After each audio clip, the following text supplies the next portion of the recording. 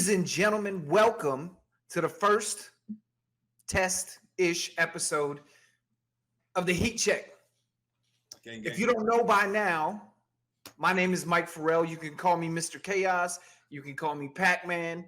You can call me whatever, right? My boy that I was lucky enough to be in the military with, call him PR, call him Sal, call him whatever you want. I've known this guy since 2008. We've been close. So my co-host Sal, what's up? What's up, baby? What's up, Mike? I'm not gonna call you by your OG name, so I'm just gonna keep it. I'm gonna keep it PG. So we were talking today. For everybody who doesn't know, Sal and I have been talking about doing a podcast for a minute, and Sal's been talking about doing a podcast for a minute, and Yeah. I had mine for a while, and I loved it, and then I got burnt out because I was doing 3-hour interview. I don't know how Joe Rogan does it type of interviews. And while they're cool, it's you have to book a guest and then edit, and I'm good. So what this is going to be is we're going to cover everything sports, and I mean everything, minus like cricket and bowling and darts. Like We're gonna do what we know. we're going to do some basketball, a little bit of baseball, definitely some NFL, maybe some MMA, some wrestling for sure. And that includes everything: indies, majors, New Japan, The whole nine. the whole nine. We might do some fantasy booking. We might, we'll see how the show evolves when it evolves. But for now, what I want to talk about for now is kind of the year that's to come in the NFL. Father God. You and I were just talking off mic about your Chicago Bears and you're, the best quarterback I think the Chicago Bears have had Since Jay Cutler. And that's terrible to say out loud. Yeah, probably. I'm Because like, Trubisky was trash. now let's just pause for a second. He wasn't terrible. They also didn't give him any weapons. There we go. Now, But did he have Alshon he Jeffrey? had Alshon Jeffrey while he was there. It didn't work out. Nagy didn't work out the way that it was intended. We had that first year run where we were explosive, dominant. We got that trade for Khalil Mack, which just boosted our defense insanely. You know what I'm saying? Mitchell Trubisky had moments of, oh my God, this guy he has a cannon. He had the feet, but it just wasn't. After that first year, it just didn't transition in his sophomore year from his rookie year. Mm-hmm. Like his rookie year was for a rookie that only had one good year in North Carolina. That one, I still to this day don't understand why we traded up to get him. And I digress, because I'm pretty sure he was going to be there in the third pick. Because I'm pretty sure San Francisco wasn't going to draft that man. But whatever. Was it Mahomes in his draft class? And Watson. Oh. Like, that hurts. Yeah, and Mahomes was fire in Texas Tech. Breaking records, bro. Hey, and now he's the second coming of Tom Brady. And he's got 2 Super Bowl trophies, 2 Super Bowl MVPs, a league MVP. Like, the man in every league MVPs, isn't it? He's got 1. He only got 1. But this is the thing, even with Pat Mahomes, since he became a starter, this man has been in the AFC Championship game or Super Bowl every year for the last 5 years since he started. That was supposed to be us. I know, trust me. Last year it was supposed to be us too. God. And it's like seeing what we have now. Even last year with Fields, as terrible as we played offensively, he still performed. As terribly as we played offensively, he offensively was amazing to watch. Now the thing is, now that we have DJ Moore, was I don't even understand how that even came to be. I'm not here to complain about miracles because God bless the Lord. I don't know what the heck is going on with Claypool because I feel like we got bamboozled. You definitely did. Like, I don't know where that man, if he left all his skills in Pittsburgh and he just came here with just body and skin. He didn't have skills in Pittsburgh. He's I'm just just big. saying, but he had hands. He was a good distraction You for know what's Deontay Johnson out there. yeah. And even when Juju was out there, you know what I'm What, saying? So I'm what's like, funny about what happened? what's funny about last season is we played the Steelers and Chase Claypool was on the Steelers, and then we played the Bears and Chase Claypool was on the Bears. So I don't know where his mind is at. Even this offseason, there's reports saying that he's not performing to the levels that they were expecting, and it's like, Isn't he doing like some fashion modeling too in the I offseason? don't know. He got like, I think Juju rubbed off on him in Pittsburgh, and he over here thinking he a supermodel. I'm like, sir, you get paid to play football, not to take photos and run down a runway. Like, relax yourself. Yeah. And so I like DJ Moore. I like the DJ Moore. I like Mooney. I liked Mooney last year. He's a good slot. So I'm like, if Claypool can figure out and get his head out his butt, you have 1 and 2 right there. And then Mooney as your slot. And then you have, what is it? You got Herbert, which is probably going to start just because he's the veteran. Yeah. But Roschon Johnson, I'm a huge Longhorns fan. If anybody knows me, that's the only Texas thing that I like. Outside of my godson and my children. Yeah. But Roschon Johnson as a third down back or 4th and goal, 3rd and goal, them short little yardage, that man is a monster. Like, the way he stacks up right now, let me tell you what this man's size is. This man is 6 feet tall, 225 pounds. That is a good size back. 6 foot 225, you said? Yes. That's LeGarrette Blunt size. You know, his 40, it wasn't like the fastest, it's 4.5. You don't need a quick 40. If you can run north and south strong, bro, give a crap about your 40 time.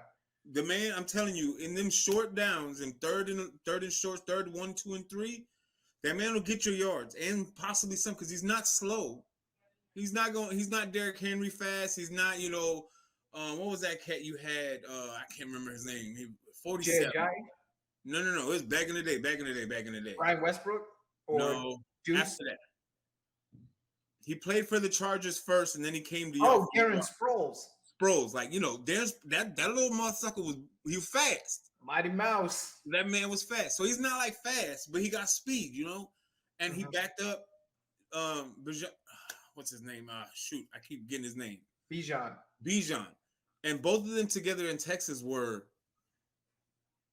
So the fact that we got him stolen, we got him in the 4th round.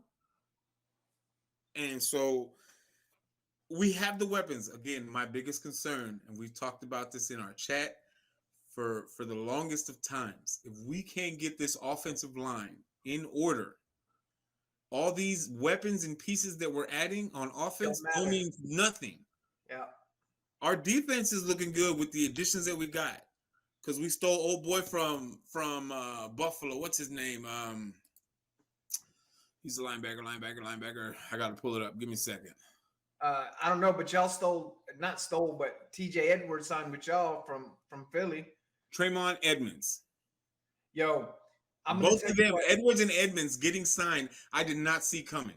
Well, TJ Edwards had like 157 solo tackles last season. They're going to eat on defense. Yeah. But if we ain't got no offense, your defensive line is going to eat. Your secondary still needs some work. We'll work on it. But I'm like, if we can rush, I'm not saying we need to rush all 7. We ain't got to stack the box all the time. But having that young line on the front and having that veteran in the middle, it can work. But if we can't stop that pass, especially them short passes, we're gonna get burned all the time. Yeah. Every single time we're gonna get burned. Yeah. Because y'all struggled against. Hard. Y'all struggled against Philly hard last year. Miami torched us too. Now, granted, the entire league struggled against Philly, but You this never is done what that. Nobody let that go. no. Mm-mm. Heck no. But this is the thing, right? Before y'all played us, y'all lost Roquan Smith. We stole Robert Quinn, which ended up being a crap pick And we anyways. still got the short end of that stick because we still had to pay 90% of his daggone contract. We paid that You guy paid, I think, like $1 to $2 million. Y'all had to no pay, $700,000. and I think we ended up paying like it was like 14, 15 left on his contract that we had to take care of, and we didn't get nothing out of that. And guess what? Because he's not re-signing with us, we got a compensatory 4th-round pick for him because he's not staying with us. And it's not that he's not staying with y'all. Y'all not picking him up. Well, yeah. Because look, when he was in the game, that dude, he's not the same dude he was for y'all a couple years ago. He was. He fell off. He's still young though, so he still has the potential to be. Yeah, he has to get into the right scheme. You have defensive guys, linemen and edge guys like Roquan Smith. He's gonna eat no matter where you put him. He's a freak. He's like Aaron Donald. They're just freaks. There's some people scheme doesn't matter, but a guy like Robert Quinn, who has the ability to have double-digit sacks. I mean, 2 years ago he had 18 sacks.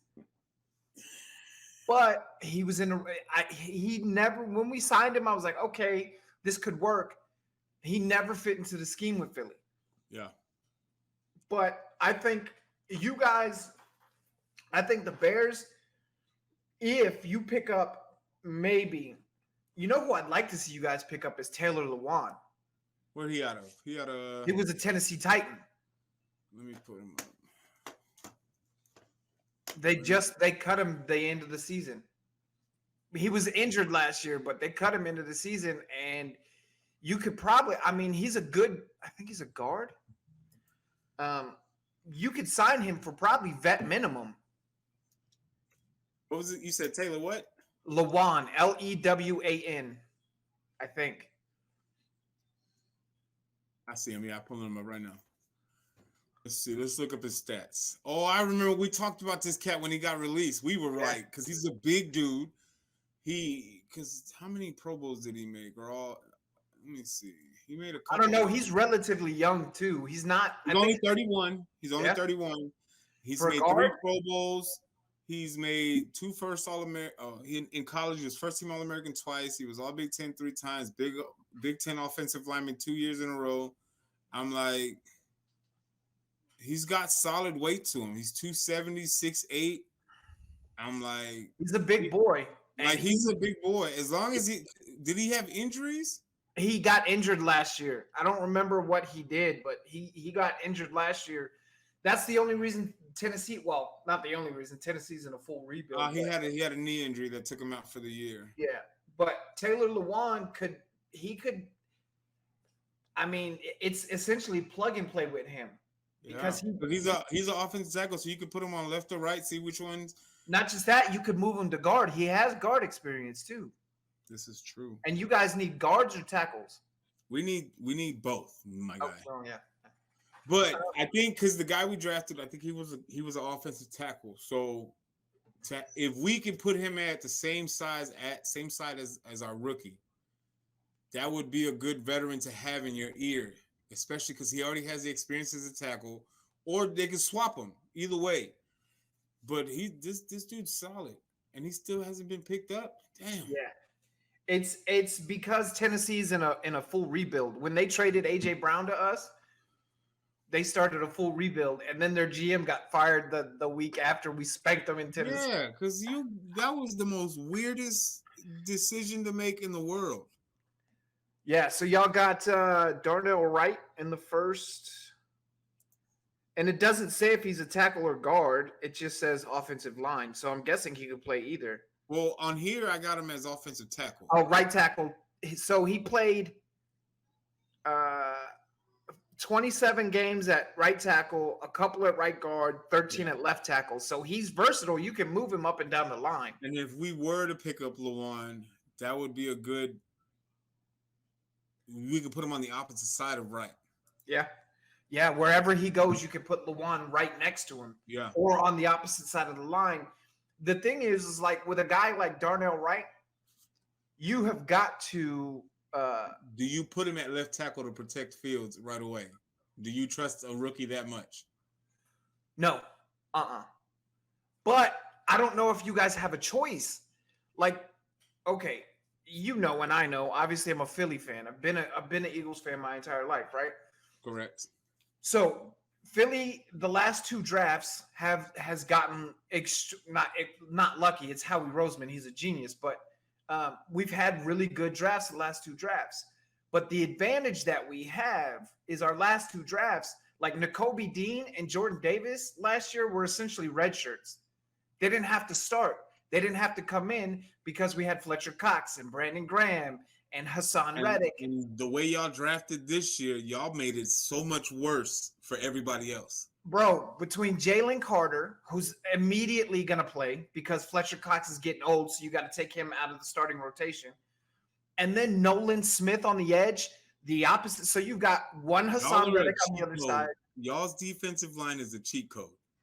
And this is the thing, y'all, even at y'all starting core, even let's just say, hypothetically, you don't start Smith or Carter right away, and you transition them as depth. The fact that you have them to sub out at any point with your starting rotation, to have that as your backup to begin the year, that's not saying that this is gonna happen, because like the chances of you getting drafted in the first 10, 15 picks and you start on the bench is almost unlikely. The only time that happens is if you're a quarterback, but that may last only a few games. Yeah.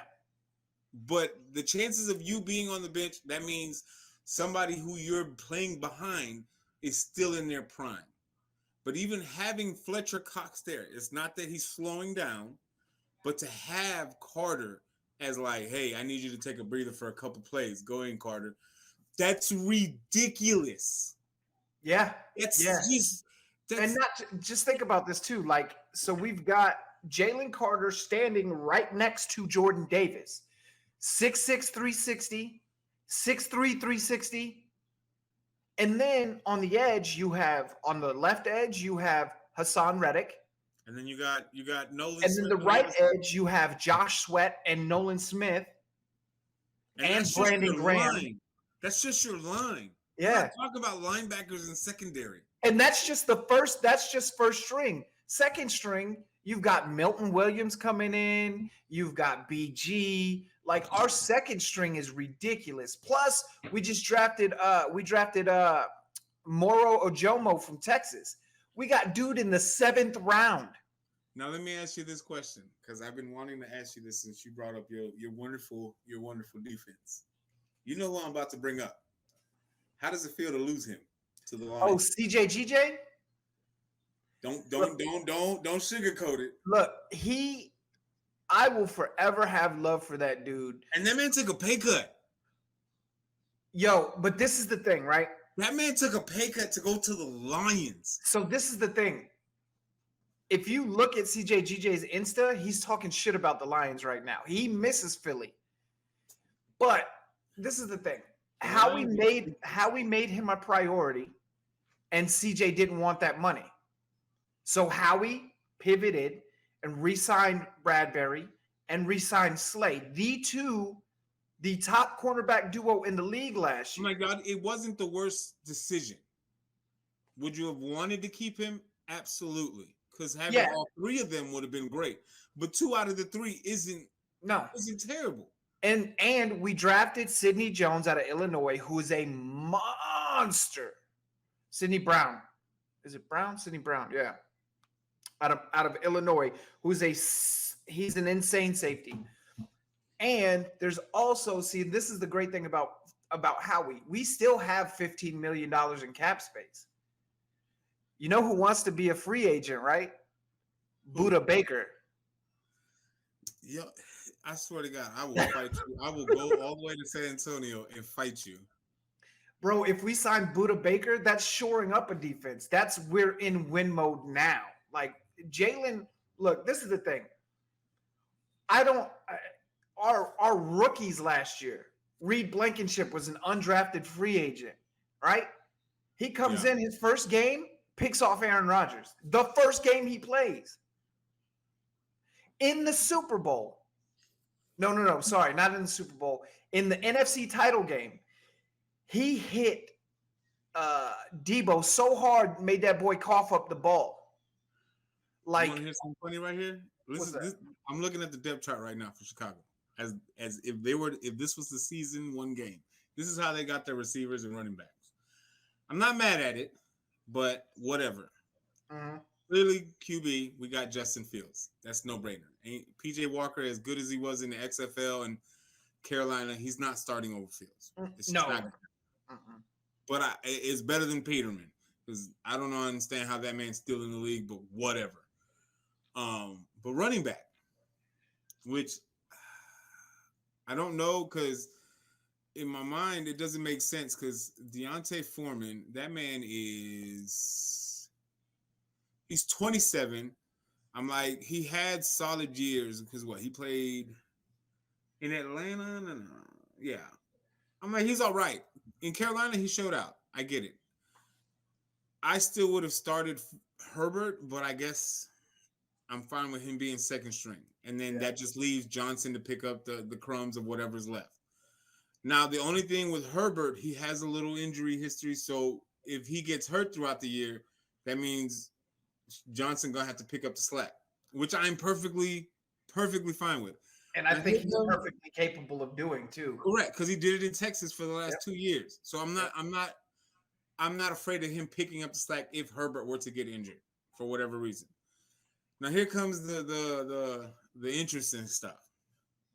So in the first, for starters, 1, 2, 3 receivers, this is how they have it in order, which I find it hilarious. It's DJ Moore, of course, Mooney, and Claypool. Claypool's wide receiver 3? 3, my guy. Me personally, no disrespect to Mooney, right? He would have been 3 for me. And me personally, the way that they played last year, St. Brown would have been my number 2. Equiminius. I personally would have had him as my 2 and not coming off the side. The coolest freaking name in the NFL. Like, that man the man's hands was ridiculous last year. Him, Oh yeah. He performed way better than Claypool last year. So the fact that you're having him as a starter over St. Brown makes no sense to me. Did y'all get y'all didn't get a new coach, right? We do, as far as head coach? Yeah, we got a new one. Who's your head coach now? What's his name? Let me pull it up. Hold on. Hold, please. He is the good and faithful Matt Eberflus. I think this is his y'all got Eberflus. Okay, yeah. This is he's a defensive guy. Right. So I'm like, again, I'm not worried about my defense. It seems like Chicago can never get an offensive-minded head coach. We did with Nagy, but it didn't work out. Well, Nagy should not be a head coach. He should be an offensive coordinator. So I'm like, if you put a Matt Nagy on, just for kicks and giggles, let's say you put a Matt Nagy with Sean McVay. So our offensive coordinator is Luke Getsy. He's been around. He's 39. He's been around for a while. Before he came here, he was the quarterback coach for Green Bay. So, but it was only for a year. But he was in Green Bay for a minute, for a minute. So he's been around Aaron Rodgers, and we see how he's been for the last decade. So I'm hoping that he can work up Fields like he did. Because even in early Aaron Rodgers, the man could run. Can he run like Justin Fields? Not even close. Not even close. But Aaron Rodgers still had a little bit of feet. He had footwork back then. Yeah. It wasn't great, but he had footwork. But Justin Fields had footwork. I'm tired of people discrediting this man's arm like he ain't got one. He ain't got nobody to throw to. Welcome to the club, brother. Like, what do you expect? He had nobody to throw to last year, but we got people to throw to now. At least we have a solid number one, which is gonna open the field for Mooney, for St. Brown. So I'm like, you can't sit here and tell me he can't play, because I'm like, in Ohio State, the boy was passing left and right. So I don't understand where you get these numbers from, because it's ridiculous. This is the thing, right? Like, everybody has that. Lamar jacked up the standard for people, right? Lamar came in and turned the league on its head. Nobody had seen anything like that since Mike Vick. Right. And then you get quarterbacks like Jalen Hurts, who is a runner, right? Like, he's skilled. And then you get quarterbacks like Justin Fields, who is a runner. Hell, he torched Philly for like a 40-yard. He had over 1,000 yards last year. He was only like a few yards away from breaking the single season record for a rookie as a quarterback. The kid is ridiculous. The thing is, you got to have somebody who can not only develop a quarterback, but you have to understand, you have to have somebody who kind of understands a quarterback mentality, right? The best quarterback coaches and the best offensive coordinators are always former coordinators, almost always former quarterbacks, right? Doug Peterson won a Super Bowl. What is he? Former quarterback. Frank Reich, former quarterback. Like, what's Baltimore? What's his brother's name? Jim Harbaugh. I'm like, he hasn't won nothing, but he's a former quarterback. But you see how he used Kaepernick, how he used Alex Smith, how he used even in Michigan. He's making these quarterbacks look good because he knows the position. So, for example, in 2019 in Ohio State, right? This man played 14 games in Ohio State in 2019. He redshirted his freshman year, but sophomore year, he played 13-1.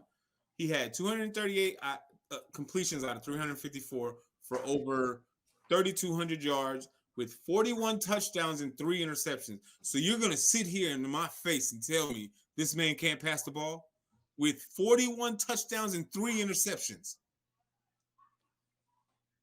I've only seen in the NFL one person have fewer than 5 interceptions, and his name was Nick Foles when he went 27 touchdowns to two interceptions. His last year in Ohio State, he only played 8 games, but in those 8 games, 2,100 yards, 22 touchdowns, and 6 interceptions in 2,100 yards in 8 games. And you're going to sit here and tell me this man can't pass the ball? You're averaging around, that's averaging 250 yards plus a game. 200, give or take. That's insanity. But he can't pass the ball. Well, see, they said the same shit about Jalen, right? But if you don't have weapons, how do you expect to pass the ball? You exactly. want to pass it through the air? And you know what's funny too is somebody who's a perennial Super Bowl contender, but I don't know if he'll ever win it, is Josh Allen, right? Josh Allen was doo-doo sticks without Stephon Diggs. He got better.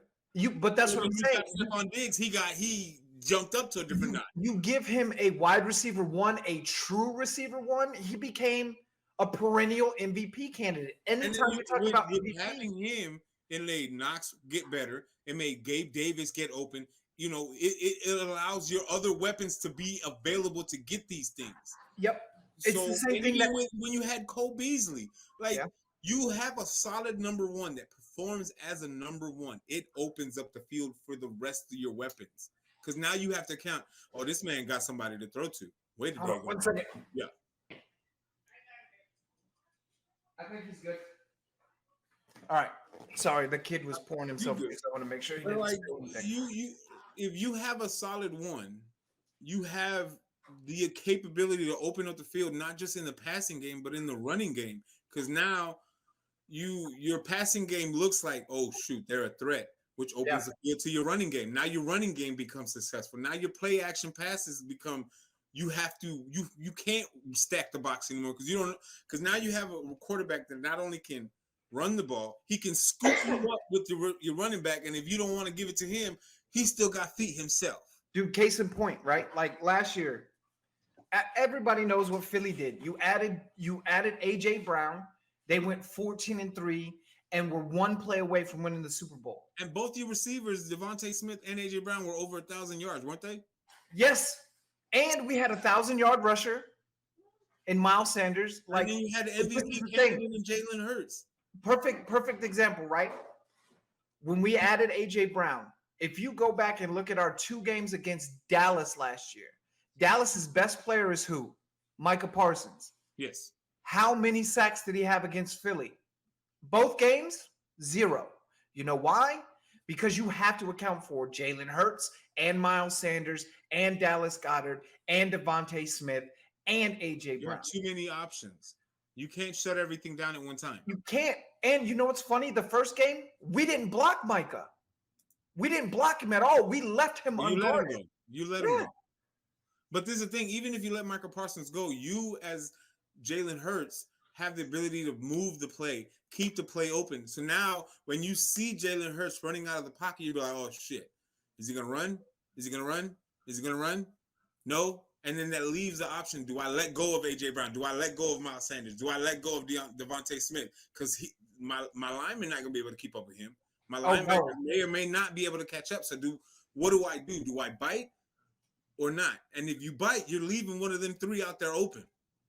And if Jalen decides to pull, you're done. Because even if he pulls from the running back, which is our starting running back now is DeAndre Swift. Thank you, Detroit. I appreciate it. It's not a bad pickup. No, not at all. Considering we gave him, do you know what we gave Detroit for him? What did y'all get for him? A 4th rounder in 2025. Y'all just like robbing people. Bro, our entire running back room, our 3 starting running backs. No, actually, our 4 running backs. We're playing $3 million for all 4 of them. Miles Sanders went to Carolina and is getting $9 million a year. We're paying 4 running backs less than we would of our starter. But this is the thing, right? Like, if Jalen decides to pull it out of whoever's running his hand, you still have to account, is he going to throw or is he going to take off? And if you overcommit to him taking off and you leave AJ Brown on a slant, you're done. You are done. He's the highest graded receiver on a slant last year. Or if you trail Devontae Smith, people forget he's a former Heisman Trophy winner as a wide receiver. If you let him go 2 steps ahead of you, he's going to bomb like he did against the Giants on 4th and 7 for a 41-yard touchdown. Or if you overcommit on those 2, we still got a tight end who's 6'4", 240 pounds that will put you on your face. Like, now, let me ask you this, though. In reality, I'm like, of course we're supposed to always say that our team's going to be team. I'm not going to say that because I don't know what the hell the Bears are going to be. Yeah. Because the schedules are out. I know you've looked at the schedule already. Yeah. What do you think y'all got? I think the worst we go is 10-7, and the best is 15-2. Do you repeat 1 as division? Yes. 2 NFC champions. NFC is the harder one to guess because of San Francisco. They took Javon Hargrave from us. Okay. That dude, people don't forget, he had 11 sacks as an interior defensive lineman. That shit is almost unheard of nowadays. So they were already stacked on defense as it is. Yeah, I mean they have what's his name? Bosa on the end. Yeah, they have Nick Bosa. And now you got Hargrove on the other side. And then you have Fred Warner. You still have the 49ers are the ones. To me, the 49ers are the only competition that Philly has in the NFC. So you're saying the division's on lock for 2 years in a row? Absolutely. Y'all got because think about what Dallas did, right? They signed Stephon Gilmore, which is nice. He's a good corner. But he's old. He's old, right? Is he going to be able to keep up with these young cats? They signed Brandon Cooks. You know, the last time Brandon Cooks played Philly was in the Super Bowl, and Malcolm Jenkins knocked him out the game. So that dude has Philly PTSD. CeeDee Lamb is barely a wide receiver. You don't got Ezekiel Elliott anymore, so now all your running is going on Pollard. And Pollard is a good RB1 to have, but Pollard is not a 3-down back. He's a 2-down back. Because at the end of the third back, oh man, this is my problem that I have with Tony Pollard. That dude is young and explosive, and if he hits a seam, he's gone, right? Because he's young. Yes. The problem is you need feet to run. If you keep injuring your feet and your ankles, it doesn't matter how much on this man's feet. No, I'm saying that dude has some wear and tear on his feet. I'm just saying. Okay. So you're saying that him carrying so much from Ezekiel's lack of running is going to catch up to him? Yeah, I mean, now he doesn't have Ezekiel Elliott to lean on for most of them yards or whatever. Now the weight is all on you as RB1. Absolutely. And they didn't draft. It's not like they drafted a running back in the draft, right? I don't know. But I've heard speculations that, it wouldn't surprise me that Jerry Jones is trying to bring Zeke back on a cheaper deal. That's what I think. I think that will probably be what happens. And I think it's smart for him to do it because Zeke is much more of a power back than Pollard is. So would you move Zeke as the backup? Yeah. Get him on the third. Get Zeke on 3rd and 4. Yeah. Get him on a 3rd and 4 or a goal line stand. Let him power it back. Let him be what LeGarrette Blount was when Philly won the Super Bowl. He was our power back. Pollard takes the load, and Zeke gets the glory. It's the only way to keep Zeke healthy. Right. It's the only way because Zeke is old now. Running back age. Yeah, they ran him so much when they drafted him that he's not the same Zeke anymore. And then, so let's move on from Dallas. I think Dallas, if anybody's going to win the division, that's not Philly. And God, this hurts my soul to say, if anybody's going to win the division and it's not Philly, it'll be Dallas. Ooh, Father God. I know. Raina just threw up in her mouth, and so did I. It's weird. So let's go to the Giants, right? The Giants are probably the sleeper team, if anything. We beat them 3 times last year. 3 times. And the last 2 times, they combined for a total of 14 points. Jeez. I think we outscored them 136-48 or something crazy like that. Right. Throughout the 3 series. Danny Nichols is back. Don't be disrespectful. Don't be disrespectful to my man. Even though he trips on air. Vanilla non-Vic. That boy tripped on air. I don't even know how he did that to this day. They're paying this dude $45 million. I don't know who's paying that because that's stupid. I'm not saying that he shouldn't have got his bag. I'm not saying that because he got the team to the playoffs. And he won a playoff game.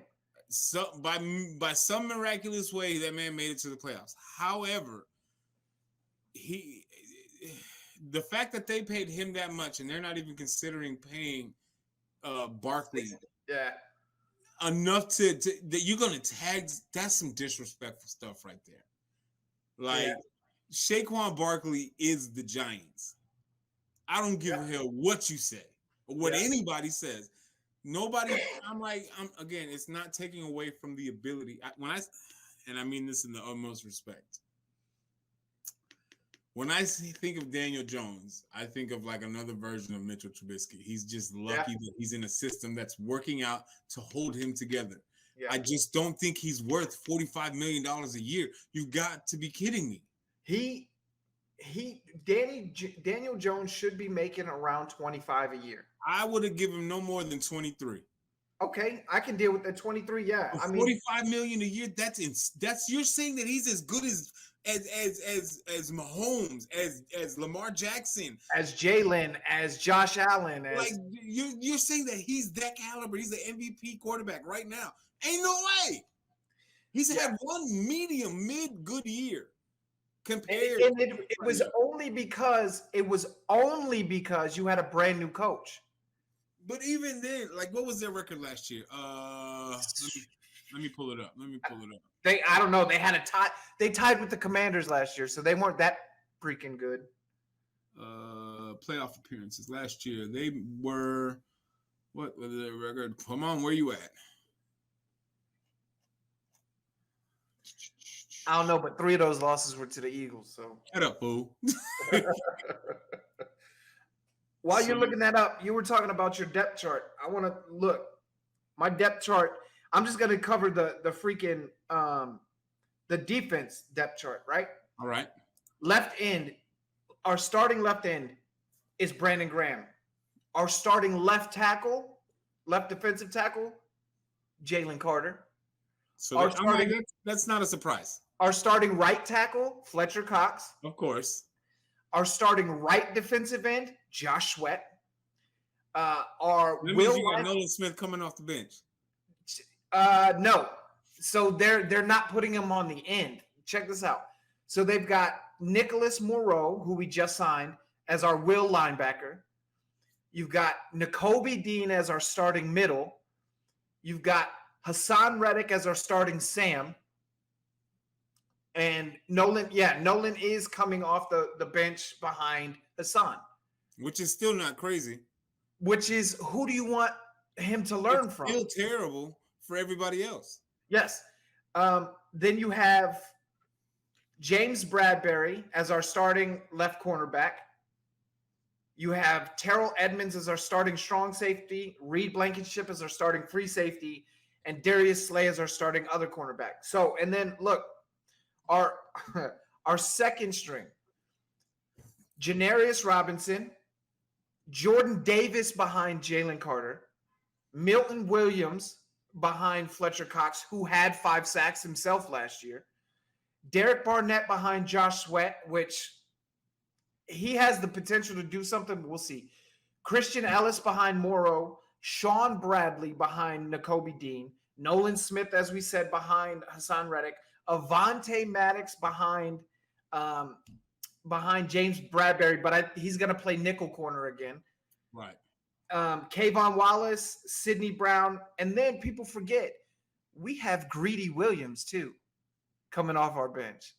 Like and Keely Ringo is our third stringer.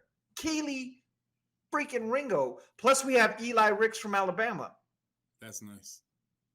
Who came to us as an undrafted free agent. It's insanity, right? Like, but I think, and then we can't even talk about the Commanders because those guys are in such a, part of my language, it's such a shit show over there. So before we get to them, the Giants were 9-7-1. Yep. This is the part that pisses me off the most, okay? Because they make it seem like it was a solid win. But I'm like, the Vikings got lucky last year because everybody else in the NFC North was booty trash. Yeah. Outside of the Lions, but even the Lions started off terrible and picked up towards the end. But most of those wins that the Vikings got were by the hair off their chin. Like, it wasn't even like an impressive win. Yeah, not all of them. Some of them were. You saw what happened when you put them against actually good teams. But you lost 31-24 to the Giants. Again, I'm not taking away from Daniel Jones. No disrespect for Daniel Dimes. You can call him Daniel Nichols, but that nigga's Daniel Dimes. He's offensive because he be tripping off himself. But either way, did he earn a bag? Yes. Did he earn the bag that he got? No. I don't see it. I don't see the math of how he got that contract for that amount per year. Because when you pay somebody that kind of money, it's because you see one. Even if you see the potential of Daniel Jones, that's fine. But it's like you're saying compared, like, what was his stats? Let me see what this man's stats were last year. Go back. Because ain't no damn way this man had that kind of year. It don't to $45 million a year. That's just weird. That's just weird. Daniel Jones. All right, let's see what he had last year. Last year he started all 16 games, 9-6-1, 317 out of 472. So his percentage for completion was 67%.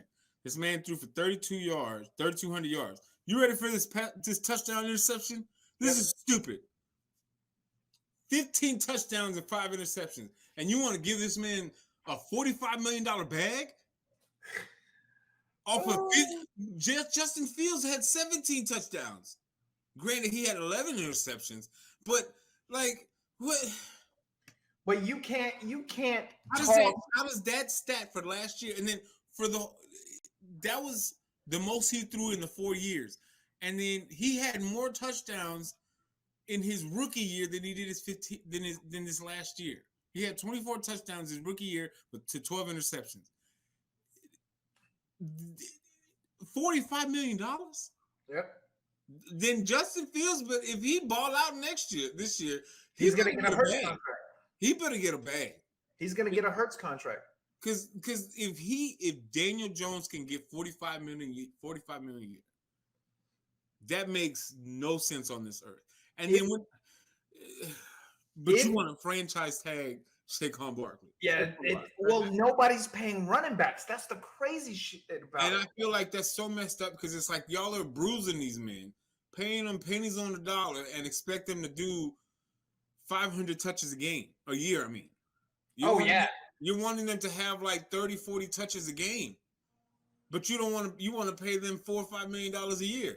Yeah, that's insanity. That's not fair. No, you're abusing these guys' bodies. Considering, look, your kicker's getting more than that.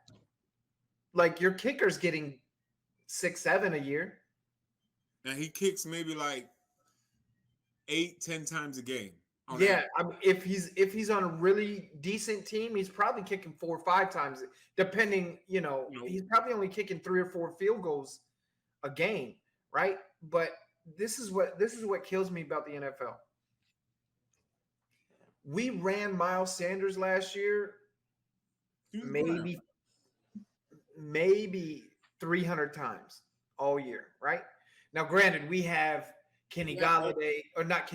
Kenny Gainwell. Had the ability to spread the ball out. But this is the thing, right? Like 300 rushes is a low count, there's something wrong. Like 300 for somebody to rush that is 300 times. That is a lot of touches. That's ridiculous. It's insanity.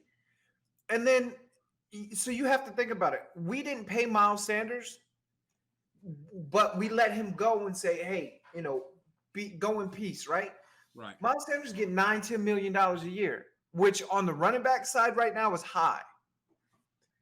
You have to. This is what kills me about the NFL. You beat these boys down when they come in. Saquon Barkley had 295 attempts last year for 1,300 yards.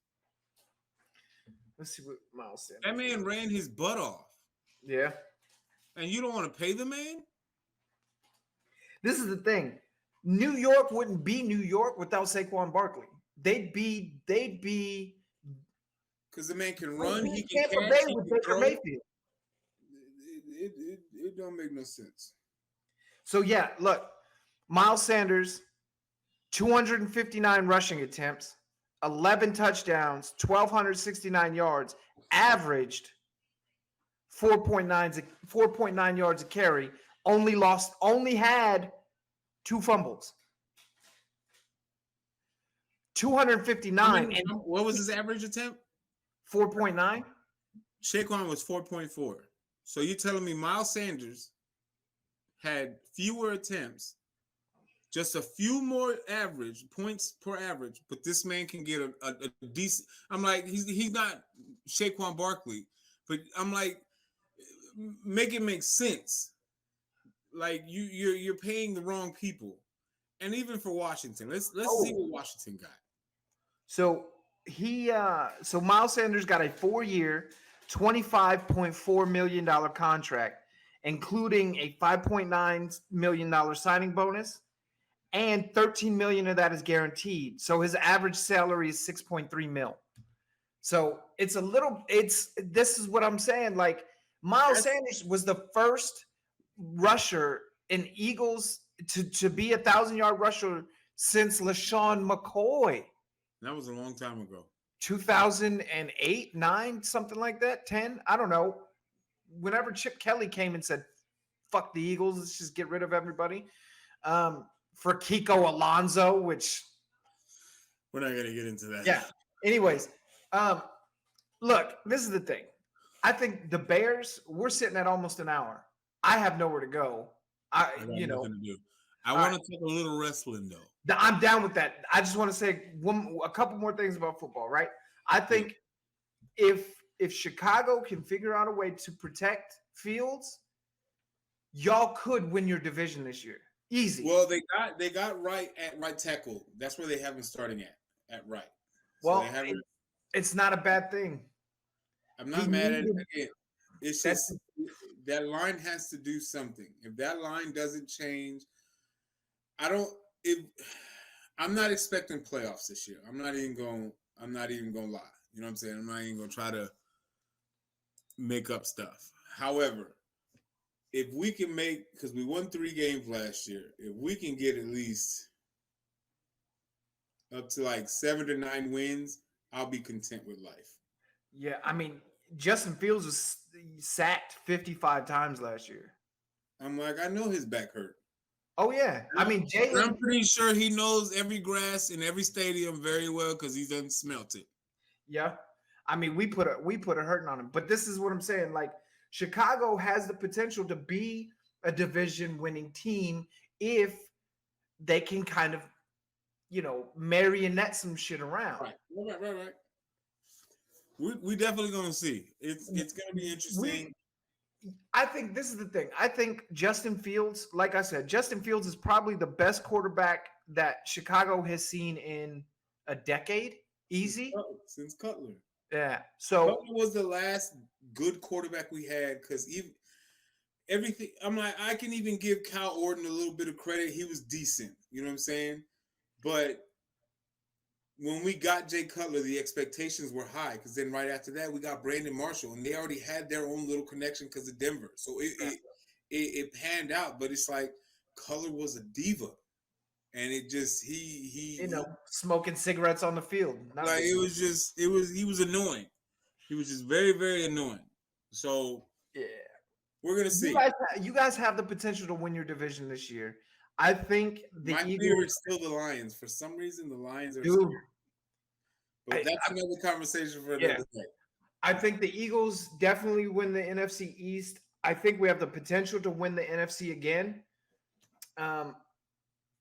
We'll see. Just because I'm excited for a couple of reasons. Jalen, I've watched some of the footage from OTAs. That dude is big as shit now. He is built like a brick shit house. That boy went and swolled up like AJ. Him and AJ went and worked out together. And on top of that, we have a back finally who can receive out of the backfield. Right. So I think the potential is there. But yeah, let's definitely talk some wrestling. We got money. A lot going on. We got Money in the Bank coming up. We got Money in the Bank. Oh, did you get a chance to watch Forbidden Door? No, I watched a few clips. The way that Daniel Bryanson I don't know how he finished that match with that arm, the way that it was jacked up. Yeah. It was because I think I saw yesterday they said that it's worse than what they thought it was. Yeah. Like I mean, he was clean, broke off. Yeah, he has a compact. I mean, it's broken half. Like, I remember when I tore my ACL the first time. When I first tore my ACL, and when I say we was playing a pickup game while we was deployed. And my NCO told me go walk it off. I'm like, walk what? I just felt my knee come out 3 times, and then I was limping. The fact that this man not only completed his 30-minute match with a broken arm, not fractured, not cracked, that bone was clean off. Yeah. I don't see how people still talk bad about Daniel Bryanson. Like you can't. there's just no way you can talk bad about this man. He has to be one of the most greatest technical wrestlers and the most mentally tough people Mm-hmm. to get into that ring, because there's just no. I'm sorry, there's just no way. I would have left. I'm like, I gotta go to the back. I gotta get this checked out. Yeah, no. We throwing up the X. No, that's crazy. Not only did he finish the match, he won the match and used his signature submission with his feet. It's insanity. The match with him and Okada, like if you don't know who Okada I don't know much about him, but watching that match, he ain't no scrub. Oh no, it was him and Daniel Bryan for the last like 5 years. It's been him and Daniel Bryan as the best wrestlers in the world. Right. And then, so I didn't watch all of Forbidden Door just because there were some matches where I couldn't give a shit less about, like the Blackpool Combat Club versus that one. Eddie. I feel like it was so anticlimactic. It was like it was boo-boo trash. Like I felt like I love Jon Moxley, but I felt like the buildup didn't meet up to the actual potential that it could have been. I agree. This is the thing. They're trying to push BCC as this heel group. They're over. People love Claudio. They're not booking them right. Well, they're not at the point that the group is ready to be heels yet.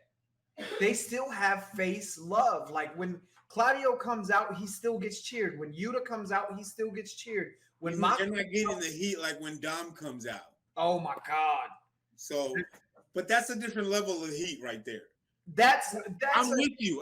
Yeah. Like I feel like the love for them is different. It's not like love like I hate you. Like when you're supposed to turn heel, like for example, when Charlotte Flair comes out every single time, it's the most annoying thing to every single fan in that stadium. It's almost, there's maybe like a handful of people that be like, "Oh, she's back," but majority of the people, it's hard to love a heel when you've been a heel your whole career. It's hard to turn face. So when you like Johnny Moxley, even though he's this bad boy, he's not a bad guy, boy. You know what I'm saying? So it's hard to believe you're a bad guy when I know who you are, my guy. Well, that's the other thing is all this like his wife's podcast and all the behind the scenes shit that kills the ability. Well, do you think that kayfabe stuff be killing the character? I think this is the thing, right? You have certain guys like Dom. People hate Dom because they love Ray so much, right? And they hate him because he's letting Rhea Ripley. That's his mommy. She's his mouthpiece. She's his China. It's like it's Eddie all over again.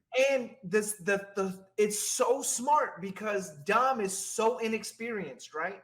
But it's helping him. But if you let a young kid who's 23, 24 have his muscle be a woman, and not only a woman, but a woman who guys want to sleep with, and a world champion. And a world champion, and a woman who other women want to be, and she's backing up him. And that's like backing up, like she's like defending this man to the ends of the earth. Yep, fighting dudes, punching dudes, and then begging them like, "Hit me, come on, hit me." Yes, like it just makes you hate him more because 98% of all the guys in this world that they love Rhea. Yep. And then it's like it don't make it better because this is the crazy thing. You got Buddy Matthews in AEW, right? Or Murphy, whatever you want to call him. It's like they're playing back and forth with it on Twitter and Instagram, playing with it, Buddy and Dom, making it more like, yo, what the fuck is going on? Exactly. That's the thing, is like, this is what I love about a Triple H run WWE versus a Tony Khan run AEW. Because he's letting the story play itself out. Well, that and Triple H understands Triple H was the biggest heel for like forever, years. for almost over a decade. And the crazy shit is, think about it. He was a heel before DX, then a heel with Shawn Michaels in DX. When he was Hunter Hearst Helmsley, he was a heel. And then DX got over his baby faces. And it but worked. Not your like white meat. I'm nice to be in Pittsburgh kind of. They were disrespectful faces. Yes. So he got over with that. And then he turned his back on DX, pedigreed his best friend in X-Pac, and became the Game. And when his run as the Game with Evolution. Oh, and then Evolution. You got the most decorated, like the most 16 and time then NXT. And like, then not even, and then don't get wrong, NXT was great. And then on top of that, I think it was it before or after NXT when the Authority, everybody hated him. During it, yeah. Everybody hated him and Stephanie, and it was Triple H knows how to feed into the crowd. He's not an idiot, and you can tell when it's his show. You could tell when it's his show, and you could tell when it was Vince was running stuff. Like you could tell how the storylines go. Because when you're throwing Omos and Seth out of nowhere, I was like, how did this happen? And from where? Where did you get this from? This is stupid. Or even Omos and Brock. I'm like, that was the most dumbest thing at WrestleMania for me. It made no damn sense to me. It didn't, but they made it entertaining? Yes. That's what I'm saying. Like, this is the difference. I like AEW in some aspects because it's more wrestling, right? But the problem is you still have to have a story. You still have to make me give a shit. If you can't make me give a shit, I don't care. Sting is a Hall of Famer. You could put him out all day. If I don't give a shit about seeing Sting, you're not going to draw. Like, for me, perfect example. Everybody hated Roman for like 7-8 years. This whole it was dumb. I thought I didn't hate him, but it was stale. It was starting to get a lot. But when he took that break because of COVID and all that, it was a blessing in disguise for him. Because when he came back and he finally made that heel turn, this Bloodline storyline has been one of the best storylines in decades. Oh yeah, easy. And it's like, for me, I feel like it's far from over. And well, think about this. Think about who Roman has made. Main event. They called main event Jey Uso 2 years ago, 4 years ago. He was a tag team guy. Now, granted, the Usos were even back then were one of the best tag teams in the world. They were over so much by themselves. But when Jimmy got hurt and Jay was fighting Roman. For like what? It wasn't like 3 times he fought him for the title? And got his ass beat. But each one of them matches was fire. Yes. And that's the thing, right? You've made main event Jey Uso. You've helped push Sami Zayn so people can see that. Look, and he can be a top guy. Sami Zayn is literally in promos making Roman crack up, go like this away from the camera. He made the whole damn bloodline just like, what the hell just happened? Even Solo was like, come on, Nick. Come on, bro. Dude. You gotta stop this shit. Like, so you made main event Jey Uso. You made Sammy. This thing with Cody. You're about to push Cody to a whole nother level. Because remember what he said. Jay's gonna leave. Then Jimmy's gonna leave. Like, people are remembering, like, oh snap, this is happening. So this storyline with Cody is far from over. Oh yeah. Just because you're on Raw doesn't mean that it's over. Something's gonna happen, and again, it might lead back to WrestleMania next year. It might lead back to SummerSlam. It might. Like, you just. It all depends on what happens tonight. It depends what happens on Saturday. Yeah. Because that's the great thing about having this much talent, right? Like, sometimes you can't book the talent right. You just can't. You have too much sometimes, right? But here's the thing. If you just talking to the people that I know in independents who have worked as extras for WWE, like a couple of my buddies have been security guards for WWE when they've been in Texas. talking to them, Triple H gave the storyline to Heyman. You do it. I'm not booking. I'm not writing. Like, this will not be a booking committee thing. I'm like, Heyman ain't no rookie though. That's what I'm saying. You put. He's not micromanaging like Vince does. I like Roman by himself. I liked Roman as a face. I always dug Roman. But you put him with an evil genius like Paul Heyman. Roman's mic skills are off the charts. His presentation is off the charts. His in-ring work is off. Like, he does shit now. Like when he fought Daniel Bryan and Edge in a triple threat and double stacked them on top of each other. And he said, I stacked them and I smashed them. It's exactly what somebody like a Roman Reigns should do. Right. Like, if you're going to tell me this dude is dominating for 3 years, yes, I expect him to do shit like that. Right. And now you have the ability. You're right. The story's not done because now we get to see Roman's downfall. Now you get to see Jimmy's gone. Jay's gone. They're already cutting promos for the Civil War. Because what's happening with Solo? Because if you remember when he dipped out on him that one time and he bumped into Solo looked at him like, don't touch me. Yeah. And Roman just kind of looked in and then went. Like, this is the thing. You're about to make Solo. Right. Solo's about to be a made man. I don't know if he's going to be main event level made. I think he's probably going to take the IC title. But he will be IC or US title level made, right? Before he gets the main Absolutely. title. So this is my thing, and we've talked about this off camera, right? This is how I would close out the Bloodline storyline. You have Jay and Jimmy are gone, right? After Money in the Bank, after their Civil War, Jimmy and Jay are gone. So it's just Solo and Roman.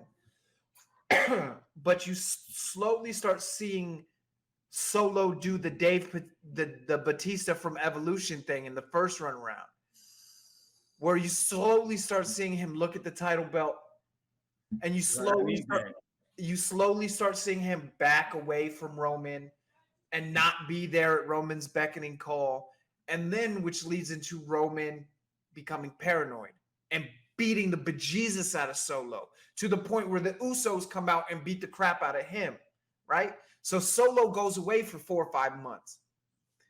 Jimmy and Jay have beaten the crap out of Roman. They end up costing him the title to Cody, right? So Roman now, you don't even have to do it the day after he loses the title. Let's say a week later, right? Heyman comes in, but you see Roman's beard's all disheveled. His hair's all greasy and not washed.